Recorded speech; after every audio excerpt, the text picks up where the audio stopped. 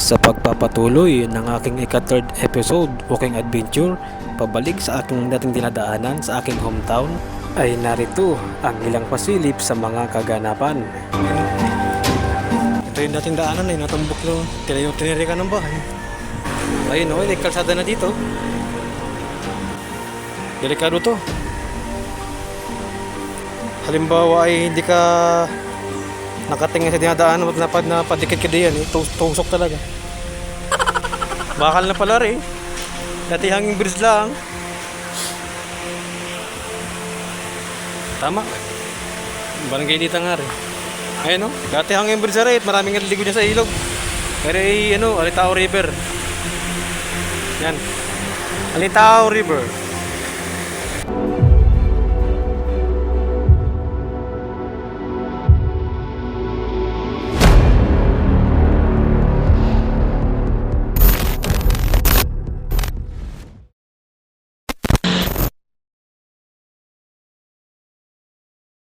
Okay, simula po sa aking first episode ng madaanan ko ang pulo ng Batuan at sa akin namang second episode sa may tower ng kuryente sa aming barangay ay narito na po ang sunod na mga kaganapan sa aking ika-last and third episode ng aking muling pagbabalik sa dati kong dinadaanan dito sa aming barangay patungo sa eskwelahan at bayan.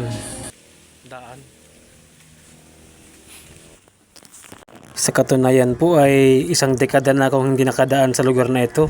Simula nang umalis ako ng 2014 ay ngayon lang ulit ako nakadaan sa lugar na to. Yan, yung tulay oh. Mataas na. Hindi, yan pa rin natin dati. Kasi yan yung pathway, yung dating daanan. Gugas muna ako ng paa dito. At finally nga rin po ay nakakita na ako ng mapaghuhugasan ng aking paa. Kaya maghuhugas muna ako ng paa dito. Tamang-tama may dala akong brush. Pangtanggal ang mga putik na nakakapit sa aking paa at tsinelas.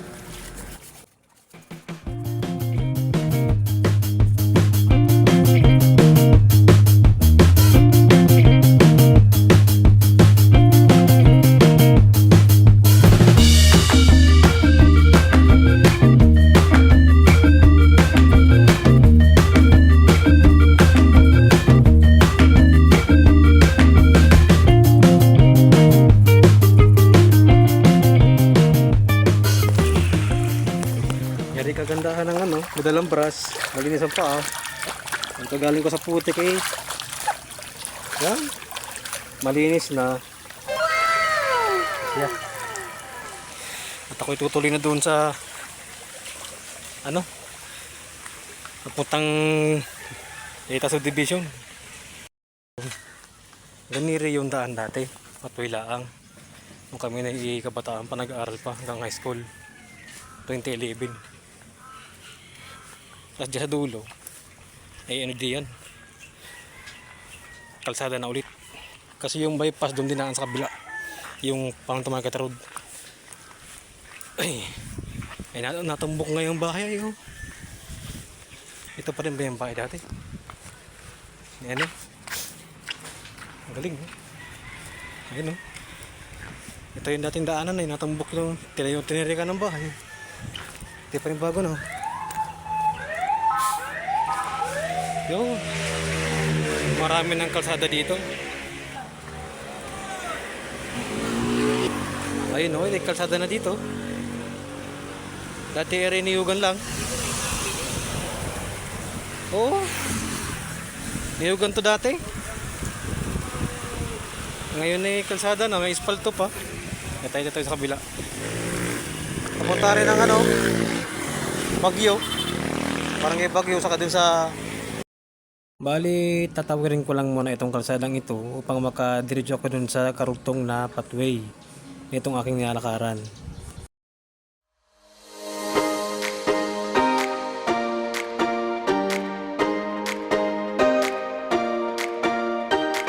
I recall the past again tonight. It's in the front of my mind. As I fall apart, you begin to cry. The future's far away, but I'll stay. Nadaanan ko rin dito ang aming bahay na yun sa aming barangay at ganito pa rin pala ang itsura nito. can't run from what I feel inside. There's no more time to hide, because I feel again, I feel again. Oh, now I feel again. We're bringing this back to life.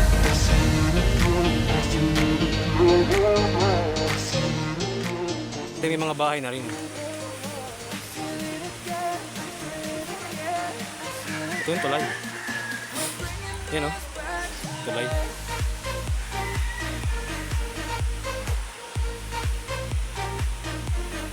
Tapos dyan dati, may mangga.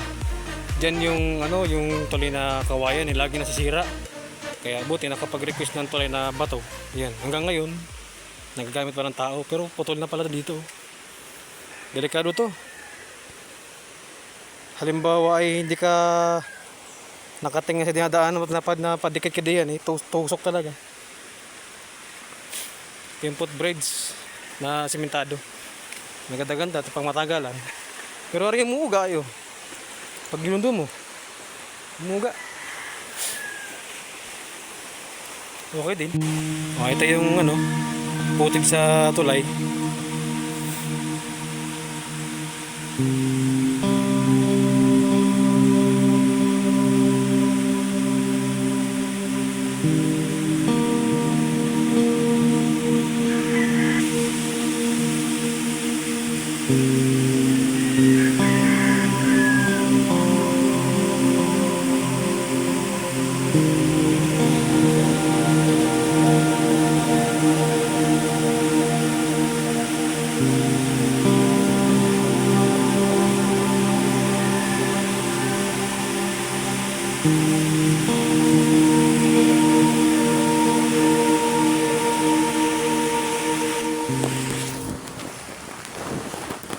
So tara, ako diretso na sa paglalakad. Edi malapit na akong pumunta dun sa ano, sa Lita Subdivision. Ari mataas pa rin nga. Mataas pa rin pala yung daan dito. Matarik to pababa. Dito kami dumadaan dati nung wala pa yung ano diyan, yung kalsada, yung bypass. Pero kahit naman may bypass dyan kapag gusto mong dumiretso ka kaagad ng papalingki, kung magalakad ka lang, ito ka na dumaan. Kasi ito diretso ito Isa dadang ka pa doon sa kabila kasi ang labas nun ay doon sa may sabungan, iikot ka pa. Tapos doon sa iikot ka rin, nabutan ng palingki. Ngayon kapag naglalakad ka, ito ka na nadaan. Mas madali ito kasi itong daan to, tuwid diretso. Tsaka ito talaga yung dating daan. Patuloy pa rin siya. Pero kagandahan may solar. Nasaring ng looban parang manukan Paano ng manok. Sa mga mahilig sa manok, pwede kayong pumunta dito. Paano ng manok to, baka pwede kayong magtanong-tanong kung yung mabibiling manok. Dati iba dyan nila Ninang ni Christian sila Aling Veronica. Nasarado pati ito kasi paano nito ng manukan.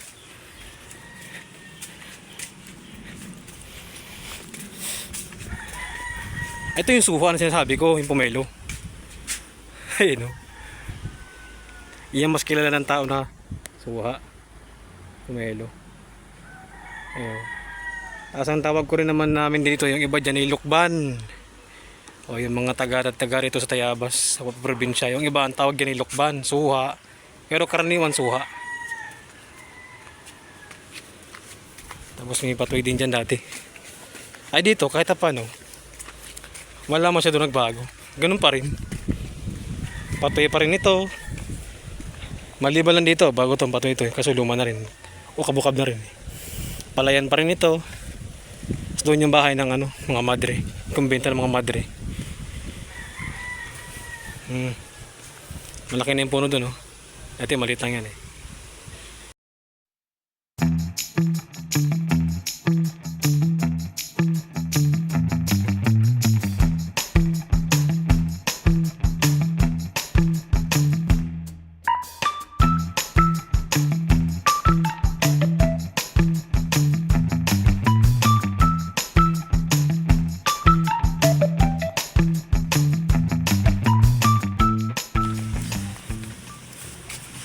Mount Banahaw.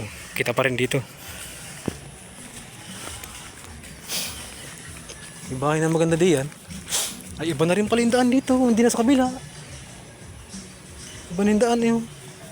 Hindi na doon sa looban.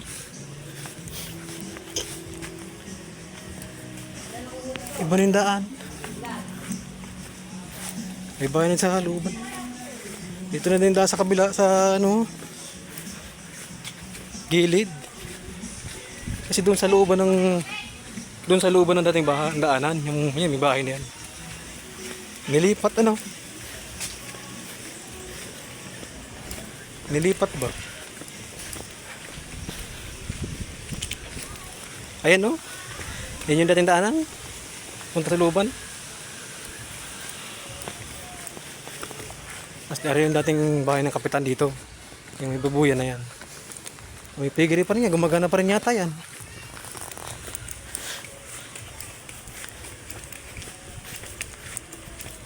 Yan. Malapit-lapit na dun sa Lita Subdivision ay tatawid pa ng tulay. Tapos ito yung bahay ng ano. Dito yung bahay ng dati kong teachers ng high school.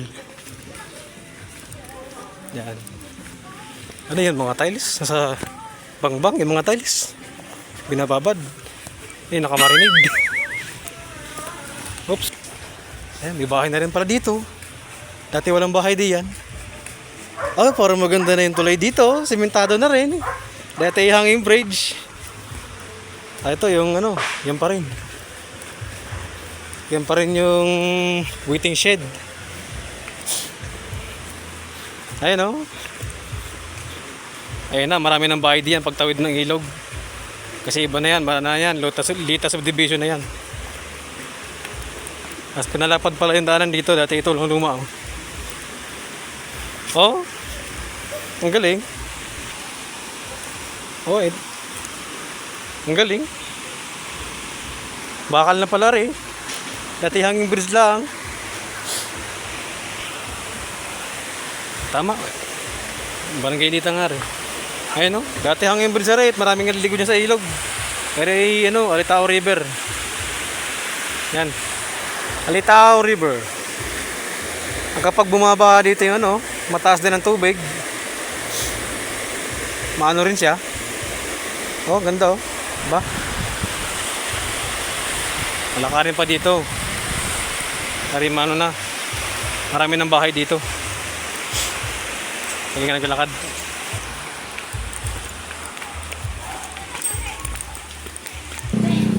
Eh, hindi na ako masyado nag-video sa maraming tao. Eh, nagigiba ng tubig yung mga tao. Siguro walang tubig. May resupply pala ng inumin dito. Wala naman pala dun. Ako ay hindi na masyado nag-video dito masyado at maraming tao. Siyempre, baka sila yung mga galing. Napasama sila sa konti. Basta ito, binabaybay pa ito. Pagdating dito, malapad na yung daanan. Subdivision na rin. Eh ano, village pala. Ay!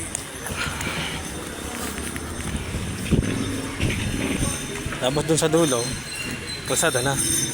Highway na sa dulo. Tapos dito pagliko, dito pa yung daan namin dati. Tapos dati, rough road pa ito, hindi pa ito ganito. Oh, malawak na nga dito. Tapos din yung bahay ng dati kong teacher. Yan. Yan yung bahay ng teacher ko nung ano, grade 5.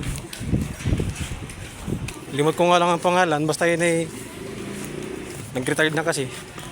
Tapos pinalitan ni Sir Kendrick. Maganda rin pala kay Mesonbero kasi mainit. Tama lang.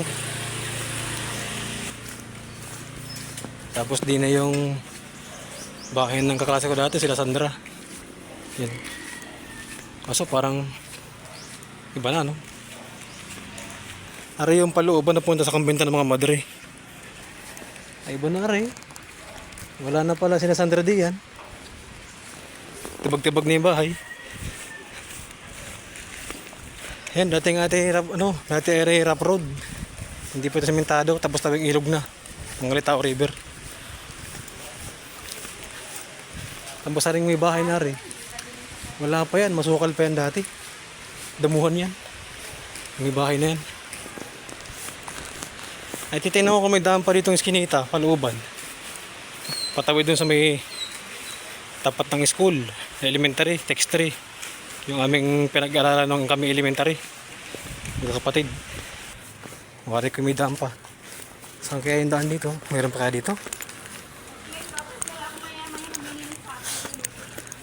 Siguro din sa gilid. Oh, ito nga. May daan pa. Areo. Mahangin sa hangin. Malamig dito, malamig. Tapos din niya ay ilog. Ayan o. Ilog din eh. Oh.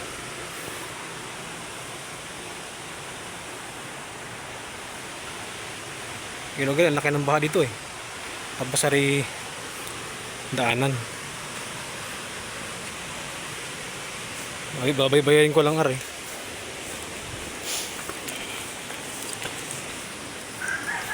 Ganun pa rin pala dito. Malalim pa rin dito kasi ito yun, river wall. May mga bahay din pala sa baba. Yan. Marami ng bahay sa baba. Ay bumabaha di yan eh.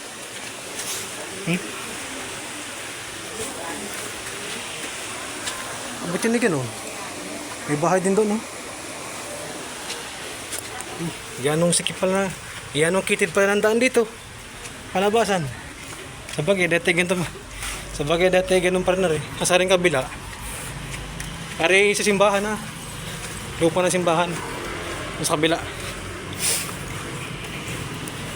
Hindi ko lang maalala kung anong simbahan yun. O, kalsada na. Paglabas mo dito. Yan. St. Joseph Chapel pala yan. Sa looban. Okay. Maganda na yung school dito. Ayun o. Tapos din kami nag-aaral dati. X3. Tayabas yung Central School 3. Sa kawan yun to.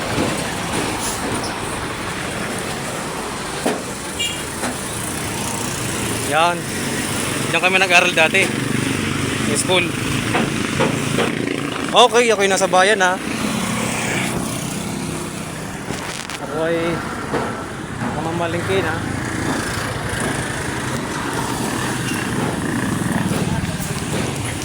Tapos din yung daan pag kay pupunta ng Lukban, Mauban, diyan ang daan. Liliko doon sa kabila. Liliko. Abay, saan ba dito yung sinasabi nila Christian na 7-Eleven? Ito? Dito pala. Ito pala yun, 7-Eleven sa may PTT. Ayun doon 7-Eleven. Ay hala, sige. Ako ay hanggang dito na lang yung ating video. At ako ay papunta na ng palengke.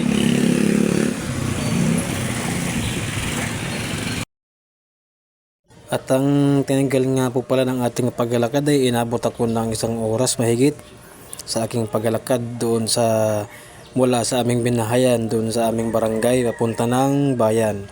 Pero kung kabisado ko sana yung daan at yung pa rin yung dati, saka kung tuloy-tuloy ang lakad ko at hindi ako tigil-tigil din katapan kaya ako ngayon nagbibideo, madali lang sana yung paglalakad na ginawa ko. Kaya siguro mga kulang-kulang 40 minutes lang. O kaya pinakamabilis na 30 minutes.